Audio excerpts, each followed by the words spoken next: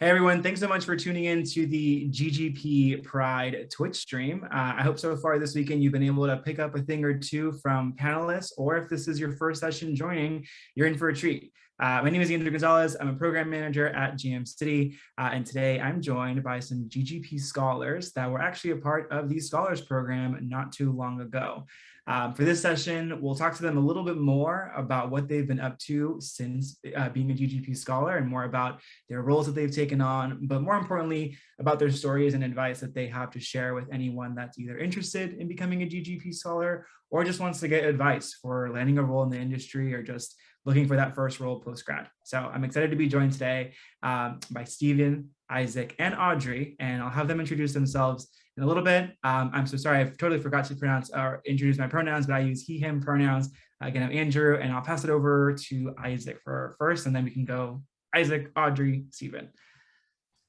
Hi, my name is Isaac. I use he, him pronouns. I was an intern at GM City in the GGP class of class of 2020 to class of 21, and I'm currently an associate producer at Noggin. Hi, you're passing to me. I'm Audrey. I use she, they pronouns. I was also a GM City intern in 2022, 2021. And I think I started at GGP as a scholar in 2020 as well. And yeah, did I miss anything? We're good. Passing it to Stephen. Stephen, he, him pronouns, and I was in the GGB class for 20 to 21, and I currently work at NPC Film, and yeah, pass it on to back to you. Thanks, y'all. All right, so before we even jump into like advice and just learning about your scholars, I want to like take it back to the beginning and really just learn more about like just your love for games in general. And I want to learn more about how did your love for gaming or entertainment or technology lead you to like where you're at now? So I'd love to know more about your stories and kind of your backgrounds, and maybe tell me more about your love for gaming and how did that start off for you? And for this one, we'll go reverse. So I'll start with you, Stephen, if that's cool. Oh, wow. Starting off, I guess, at the beginning, I think, games has always been a really great outlet for me to, like a cathartic outlet for me to express myself. I used to do a lot of theater. I used to do dancing, and those were great mediums, and but I wanted something more. And I think games is sort of the culmination of that.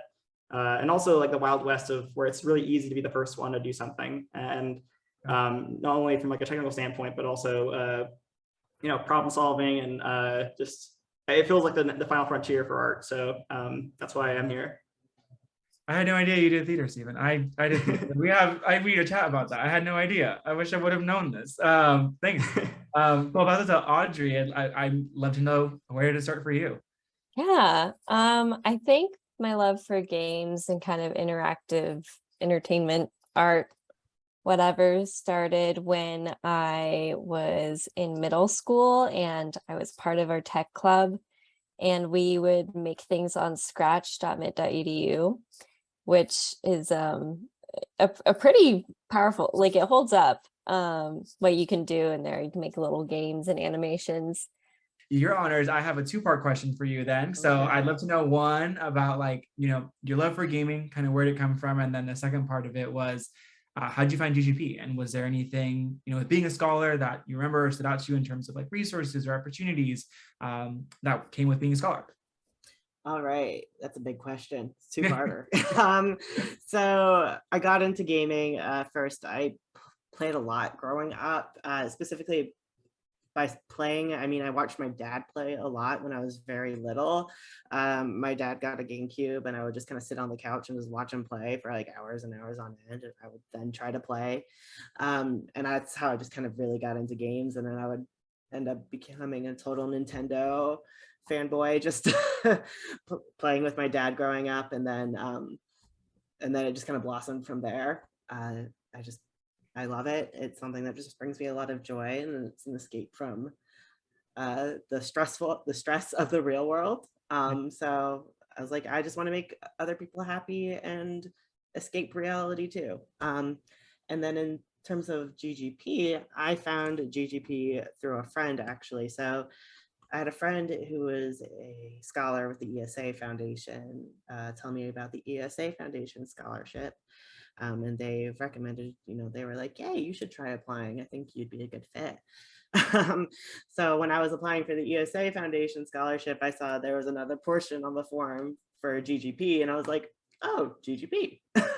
I think I qualify for that." So I applied for that as well. And lo and behold, I ended up getting that scholarship. So that's actually how I found it.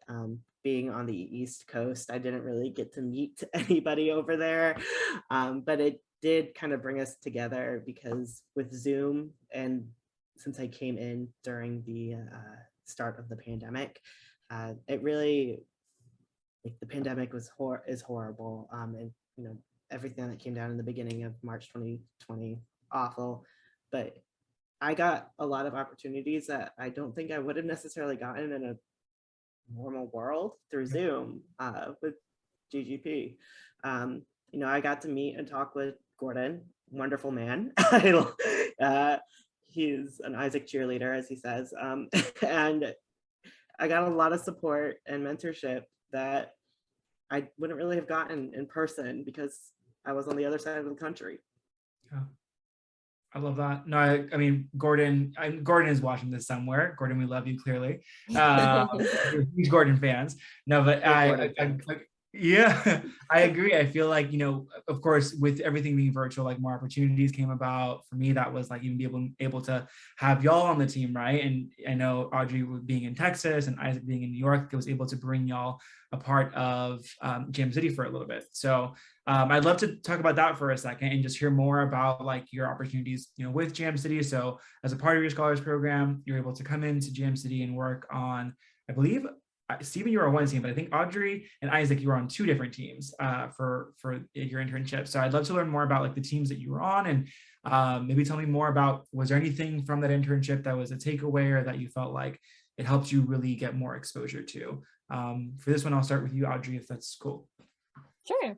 Yeah. Like you said, I did end up on two different teams for my internship. I did my first semester as a consumer insights intern, which honestly, they took a big gamble on me because I didn't know a lot when I started. I definitely was like, well, I have a little bit of background with user experience and user research, and I'll just run with that. And it was actually a really good experience just jumping in. My manager was great, and the team, we were all remote, but we were all very connected, and they were super great about showing me the ropes if there was like a software I didn't know. But I really loved the consumer insights side of things. And it actually, if we're talking about like how this affected us in the future, I was a product design lead at a student organization for UT Austin, and we teach designers how to make products. And so I ended up using and referencing a lot of stuff that I learned during that part of my internship when teaching my peers and underclassmen how to conduct user research and use it to inform design decisions. So that was a really great intro to the gaming industry, I suppose. And then my second part of the internship was on the game arts team, which I really loved because I feel like I have more of an art background. It was just a little more like in my element, and I was able to work on Panda Pop, which is hugely popular. So being able to make little panda baby designs for that game was like really, really fun. That's so cool. No, I consumer insights is so fascinating. Still to this day, I'm like, I think I know what you do, but I don't know what you do necessarily on consumer research. So it's so cool though. Isaac, also two teams, one with one art team, and then a second with, was it UI art in San Francisco, I think. But tell me more about like because I know you ended up with either Panda Pop or Harry Potter, one of those two you were with. Tell me more about those internships. So I did UI art for both semesters, just on different teams at different locations. So my first semester at Jam City, I was in San Diego working on Cookie Jam. There you go. Okay. Yes, I was doing UI art over there. For most of that internship, it was a lot of like kind of creative work, kind of just in the background, like ideating, learning, like kind of getting feedback on designs that, you know, weren't going to really go into the game, but getting like a lot of mentorship and feedback from the like senior UI artists, and like learning from them on how I could become a stronger UI artist. So that was like a really wonderful learning experience. When I went to the San Francisco office, I was working on Vineyard Valley. And I was also on the UI art team, but this time I was doing more technical UI art. So this time I was working in Unity. I was working on like creating some of the animations, fixing little bugs. I was doing some small things that were actually in the game. It was kind of crazy for me to be able to access the entire game on my laptop for once. I was like, oh my God, this feels too powerful in my tiny intern hands. I was so nervous, but my supervisor was wonderful. You know, she led me through things like step by step, made sure, you know, I didn't break the game. I couldn't break the game. You know, I had to push everything through a repository, but little baby intern me was like, I don't want to break something with an animation. It was just a really cool learning experience. You know, like the first half was refining my art skills. The second half, I got to really implement it in the like technical pipeline. So that was really cool. I love that. That's awesome. Thanks for, I couldn't remember. I knew it was one of those SF studios. It was Vineyard Valley. Vineyard Valley. Okay, cool. Lastly, on the game design side, Steven, I know you were with SD or San Diego. Was it Cookie Jam? Yep, Cookie Jam. Honestly, I'm super grateful for that opportunity. I mean, it's for finding an entry-level job, it's kind of a catch-22, or it's like it's just super competitive, super saturated. You can apply to 100 places and maybe, you know, get rejections back from 4. It's really demoralizing. It's kind of like online dating. But I think, you know, having the opportunity to have someone be in your corner and, you know, take a chance on you. And, you know, like I was the first game design intern you know, for that studio. And it's really risky having a game design intern because there's so much onboarding and so much like training and like just almost design intuition that you need to develop to get to a point where you can actually make things that end up in the final game or even tune things or play test things properly. And, you know, get good at the game to the point where you're at least playing at the level of, you know, your end of content players or something. And so it was, you know, really challenging, but I loved every moment of it. And being able to, you know, sort of be, you know, juggle and juggle is a not in a bad way, but like being able to have training with like each of the team members individually one-on-one was like one of the best experiences. And I learned not only design like as an art form, but also design as a science, and, you know, the actual methodologies of like what goes into a good level. And so that was one of the best experiences I could have ever asked for. And I was really happy to have worked on, you know, Cookie Walker too, I think, and like some other levels. It was fantastic. So yeah. I actually think, Steven, you were the first game design intern at Jam City, if I remember correctly, because before you, there had never been a full student that was on a game design team. So it was you, and now we've had a few since then. But so you said that tone, I think, on a high note. So that's awesome to hear that. I'm glad I've been the like trial run. Get the kinks worked out. Awesome. Well, I'd love to now kind of, I guess, fast forward to today and like talk a little bit more about like what you think are the most like critical skills that played a part in helping you land either your roles now or internships since GM City. This could be anything, like if it was interview practice or technical skills that you had to refine. But I'd love to learn from your perspective, like, was there anything that skill-wise you felt was critical to helping you land kind of that first role where you're at today? And I'll start with you, Steven, if that's cool. Yeah, I think as far as my current role, it's a little games adjacent. I'm working in virtual production, so still working in a game engine, doing game engine-y things, but more tools development and other things. But as far as like technical skills go, I think just being able to back up every decision you make with some methodology, having it rooted. I mean, in Jam City, it's very analytics driven, which is that's why kind of the science comes in. But I think also that goes for anything, in terms of like any decision you make, being able to justify it rather than just saying, I feel like it should be this way, or I think it looks better that, like, no, you have to back it up with a reason, or like at least, and that methodology also saves your butt later when you want to do things the right way and, try to prevent mistakes from happening in the first place, or just, I guess goes for anything really, but yeah, methodology. Having like, whether it's methodology or like data to back up your thoughts and your recommendations, that's huge. I'll go to you, Audrey, for the next one. Yeah, I have to say it's actually pretty similar. I also forgot in the intro to say that my current role is a product design intern at Roblox on the Avatar team, which I think is the best team to be on, but it's kind of interesting because Roblox is a platform that games can exist on, and we give tools to anyone, anywhere to make what they want.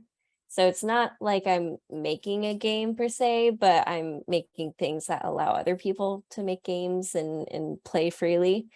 And I think that it's really come down to having honed in on how to center your design around a user.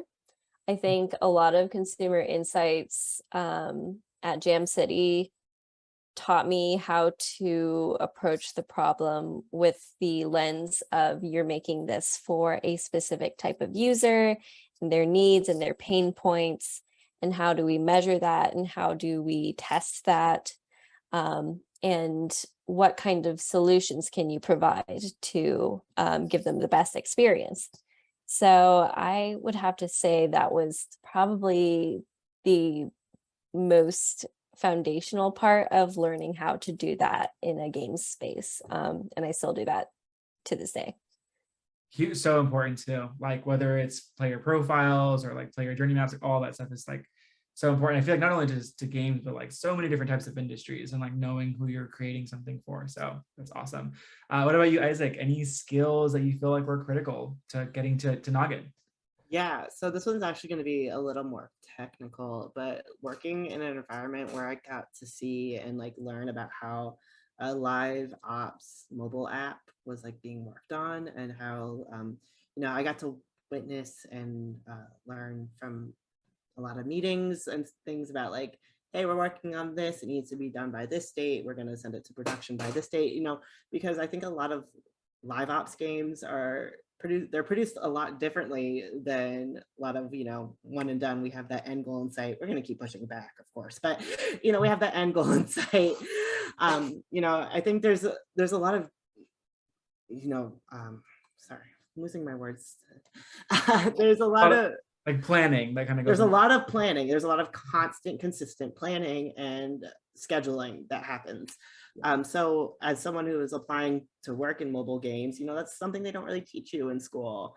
They don't really teach you about how that pipeline works. You don't really see how that happens. Once you complete a game, you're done. You don't have to go back and keep updating it or figuring out how to keep your users coming back to the game, back to the game. So that was something I know I got to see at Jam City. I got to learn about at Jam City. I got to see like user testing, what they talked about, what they liked in new levels, and how that was iterated upon. So that was something that was really beneficial to me. And I was able to bring that into my interviews at Noggin. It was like, oh, you're fresh out of college, but you have experience working on a live ops team. That's great. That's something not a lot of new college students have. So I was like, nice. It's a whole new beast. I know. Yeah. Jam City was my first time that I worked on live op projects too. Before this, it was like create it, ship it, done. Okay, next one. This one was the first time, so it's so different as well.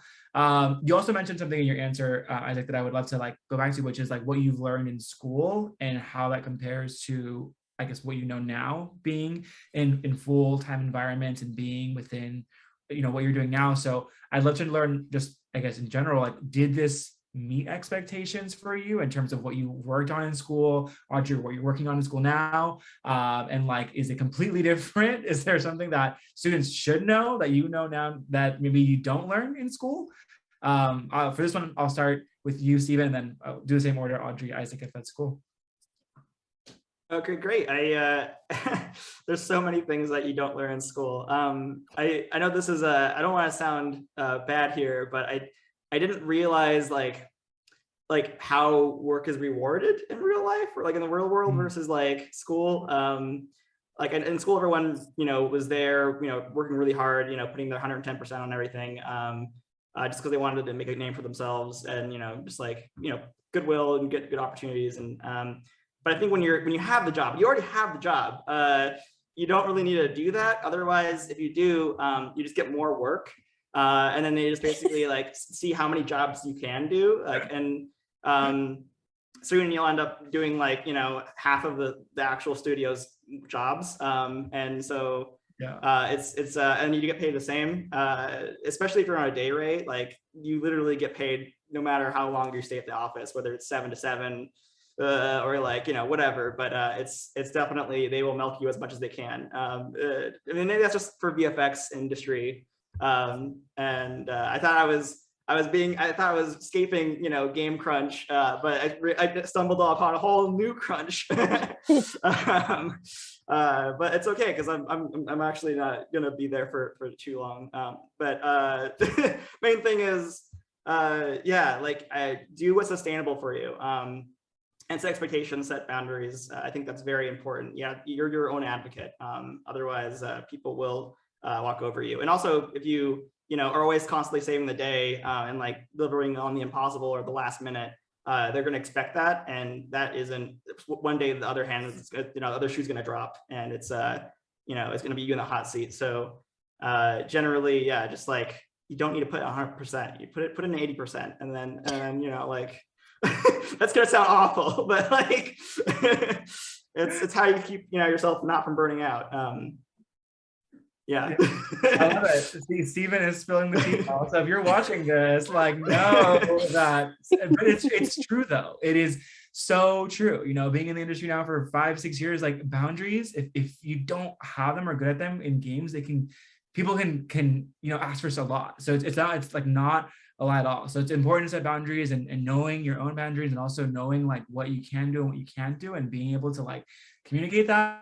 That's an art in itself. Like, that's a skill I'm still, a lot of people need to sort of grow, I think, student wise, out of being a yes person, because we want to, prove ourselves. We want to sort of get out of that mindset of like, we, need to earn our place. But, if you already got the job, you already have the job. It's as simple as that. Just, be nice. And that's all I can say.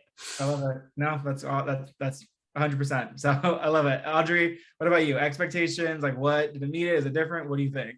Yeah, I love the tea. That's totally true. It's really true. I think the difference in expectations that I have from being pretty much at the end of my college career is education in gaming specifically will not be comparable to actually just working at a studio. There's skills that you can build, but honestly, the most like crucial things that I learned were things that I started taking initiative on outside of school, just to like piece everything together in a way that makes sense to how I work now. The way you work on group projects, they try to mimic how like a company structure would be, like how even like a small studio would be, but it just simply isn't the same. So definitely just trying to get as much experience as possible is what I would recommend, because as much as you do in school, it's just a totally different environment, and the deadlines and the just methodology of how you get things done isn't always put into practice. I was lucky enough to be taught by like industry professionals, but there's a lot of diversity in the kinds of things they've worked on. So teachings from a AAA teacher to like a kids game that's always live on the web.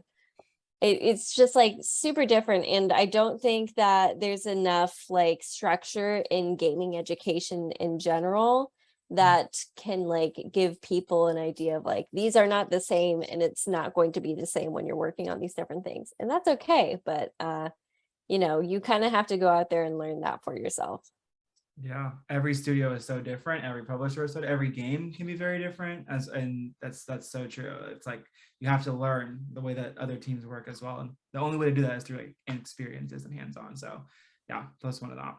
Isaac, your thoughts? Yeah. So I have so many thoughts. I'm trying to like narrow them down. I'm so where to begin? Okay. So for me personally, college was actually a lot more stressful than my current job. Now my job is still stressful, but college stressed me out so much more because, I was putting my whole soul into these projects, and like, seeing my professors and stuff critique them, it like hurt, but I was like, I got to do it. I'll take the critiques, and then when you go into a job, it's like these projects aren't really your baby anymore. You're able to distance yourself. You don't feel as much stress because you're like, okay, yeah, I'm doing this for a company. It's not like my passion project. So I was able to you're able to distance yourself, and you're not able to feel like that kind of stress anymore, which makes the job a little easier. Now, if you're like a diehard Zelda fan and you're working on Zelda, that actually may not be a good option for you in the future. Like maybe try to work for a company that isn't your favorite game, because you will die. That's it. But seriously, and I personally, I really enjoy making games for toddlers because the toddlers can't send me hate mail on the internet. You figured it out. Because I unfortunately I had that happen while I was in college. I got a little Gamergate. I had a little Gamergate incident, and I was so dejected. I stopped working on the project. I was so sad. I was scared to work in AAA. Like I was just like, I don't know if I want to do this, especially as a queer person in gaming, But toddlers, they can't send you hate mail. But seriously, there's so many careers out there. And not everything is going to be like that horror story environment you read online. There's a lot of news and there's a lot of scary stuff happening out there. I'm not going to diminish that, but there are good places to work. There are places where you could feel fulfilled and happy at your job, and you can find that. So, don't think because all these AAA companies are going down the toilet, I'll never have a happy, non-crunchy career in games. There are opportunities. That's just my word of advice for those new college grads. Love it. Keeping it honest. So what I've learned so far in the last 2 minutes is have your boundaries, and toddlers can't troll you on the internet. So, yes. I love it. They're getting Not smarter. They're built different. A little bit. Well, I have one more last question for y'all before we wrap up here, which is Isaac and Audrey, you touched on this a little bit, but just general advice that you have, like for somebody that's maybe a few days away, a few months away from beginning to apply to internships or beginning to apply for full-time roles. Some people will be going into their senior year. Some people will be graduating this year as well too. Is there any advice that maybe Audrey, Isaac, and Stephen heard a year ago? And is there something that you wish that you had heard or that you want to share now? For this one, if it's okay, Isaac, I'll start with you, and then we'll do Audrey, and then wrap up with Stephen. Apply multiple times to the same companies. If you're gonna apply, just keep applying. Like, even if you don't hear from them, just keep putting your name in. I think I put out so many applications. I had a spreadsheet going. I was applying for jobs became a full-time job. And I was so anxious about it. I was so anxious about it. I applied to Paramount I was working on my 4th application to Paramount within the span of 3 months. And when they called me for my job, and I think they were just like, stop applying, but I got it. But so it's like, as long as the company doesn't have a please don't apply more than this many times, send it in. Put your name out there, make yourself known. 100%. From a recruiting perspective too, like +1 to that. Like, even though you feel like maybe like, oh, the recruiter on the other end of this is going to see that I've applied to this many times, there have been companies that I personally have applied to for so many times, right? And it takes that one right fit and that right opportunity. Sometimes a producer is different one year than what it is next year, so you can still apply for that role next year because they might be looking for something different. So 100%. Cool. Audrey, thoughts on advice? Yeah. You're super right about applying to jobs becoming a job. The application hustle is real, and it's really stressful. It's like the grind culture right now, like having to advocate for yourself and get a job or an internship, and hopefully that leads to more opportunities in the future, can be really stressful.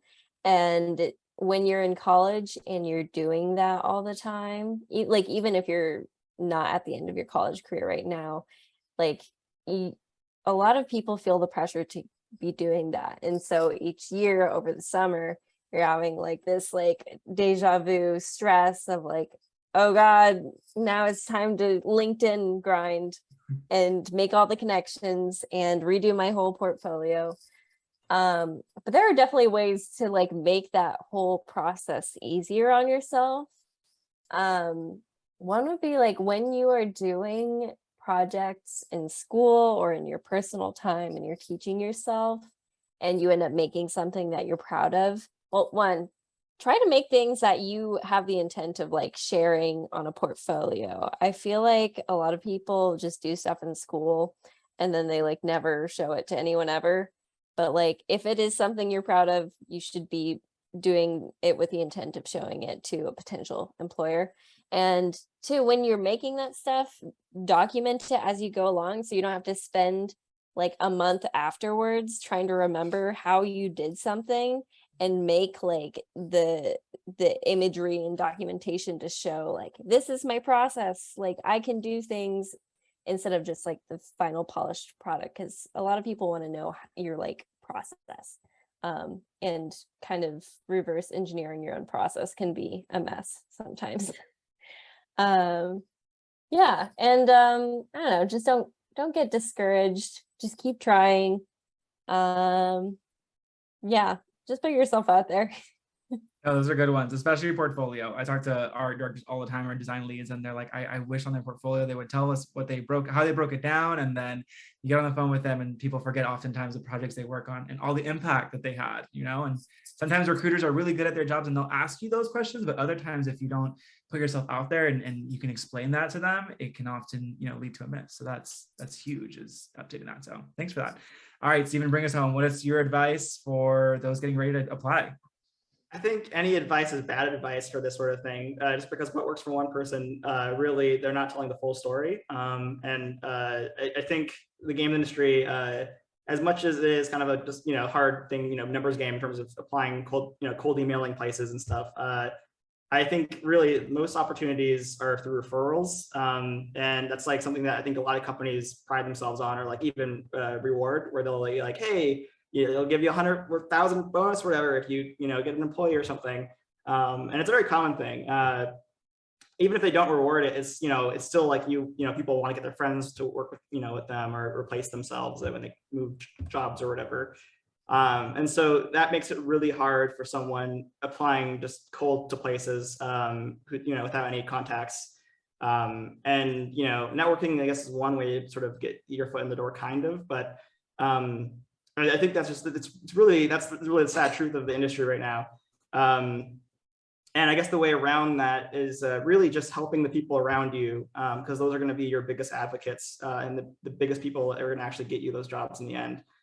So when you're in school or when you're, even in your own communities in terms of like independent game developer meetups or whatever, help people with their problems, be a problem solver, get a, become that person that people come to or trust to, help them out on a weekend or whatever. You want to be that person that is dependable because that stays with you and that follows your name. I think that will have people coming to you rather than you going out for jobs. And then those jobs will be better in the long run anyways. So I don't really, I just know that like many jobs that you see online already have someone in consideration, and that's why you don't get a response back, because someone's already probably in consideration. I don't know if that's the case for, Andrew, in your experience, but I know that my job I currently had, I saw the application for it after I'd already basically said yes. They just put it out, and that was like super disheartening to see. I mean, it was like, then why are you putting this out, just to cover your butts? Like, so I'm just saying, like, just help the people around you, build up that good rapport. That's the best tip. Yeah, I mean, more tea there from you guys. Like, I mean, from Steven. Sorry, I don't mean to make end on a downer note, but there's room for growth, right? Like, I think that's how we get diversity, is we change the way we think about hiring.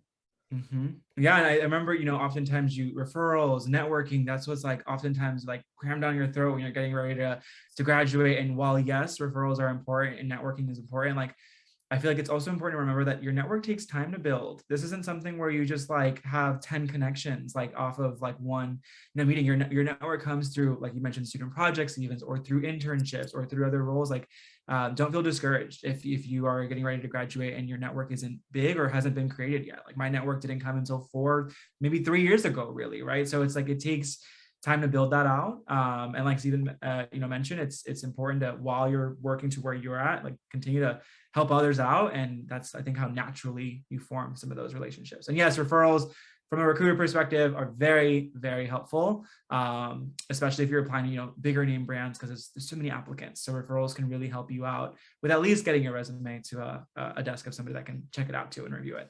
But yes, all really, really good advice. Thanks to the three of y'all. So that was the last question that I had for y'all. I'm just going to do a quick round and just ask y'all a random question really quickly, which is around what is your current and most recent latest game obsession? This could be a mobile game. It could be an AR, VR game. It could be a console game. I'm just curious. For this one, I'm going to start with you, Audrey. I'll move it to Isaac and then we'll wrap up with Steven again. Audrey, what are you obsessed with right now? Okay. We were talking about this before we started the thing, but Portal 2, specifically co-op mode. I just finished it with my partner, plus the DLC, which is super fun. After I finished, I was like, I beat Portal 2. And my partner was like, what are you talking about? That was just the co-op mode. There's a whole storyline. So that'll continue to be my obsession until I finish, for real. I love it. Portal 2 co-op mode, check it out. Isaac, current game obsession? So I've been playing also co-op with my partner. We've been playing Kirby, the new Kirby game on the Switch. I love it. I keep forgetting the full title because in my free time I just call it Kirby of the Wild. That is not its name, but it's just I love it. It's so fun. Awesome. And Steven? Disco Elysium. It's a single player game. It's a role-playing game. And I think it's one of the most interesting role-playing games I've played in recent memory. It sort of simulates like a D&D sort of dice mechanic in terms of you could fail things.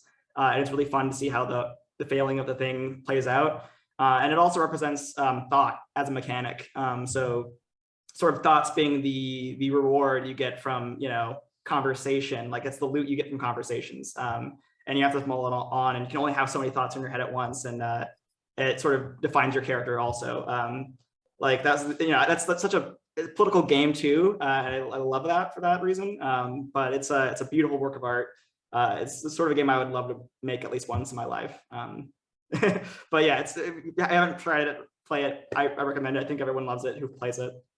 I love that. Awesome. Well, thanks all for sharing. Thank you again, Isaac, Audrey, Steven. y'all heard it here from previous GGP scholars. There's a lot of great advice, I think, in this session, and I really appreciate y'all opening up and giving us a background on your stories. And for those that are watching, I hope you enjoy the rest of your weekend during this Pride Twitch stream. Be sure to check out a few other sessions happening as well. And thanks again to the three of y'all. And that's it. See y'all later.